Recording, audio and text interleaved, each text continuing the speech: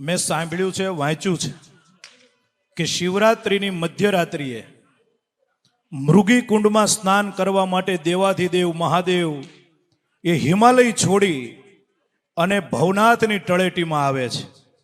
એ રૂખડ સ્વરૂપે, સંત સ્વરૂપે લોકોને દર્શન દેવા આવે છે. જો હિમાલય છોડીને ભગવાન શિવને પણ આ ધરતી ઉપર આવવું પડતું હોય તો આ ધરતીનું કેટલું મહત્વ છે એ આપણે સૌને ખબર હોવી જોઈએ.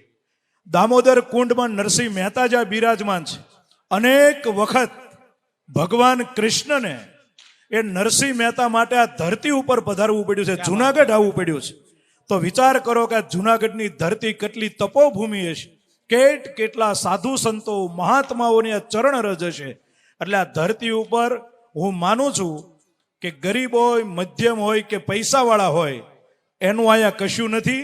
અહીંયા તમે તમારા ભાવથી તમારી બુદ્ધિને તાળું મારી અને શિવમય થઈ અને ગરવા ગિરનારની ગોદમાં આવી જાઓ તો પરમ કૃપાળુ પરમાત્મા તમારું કલ્યાણ કરશે.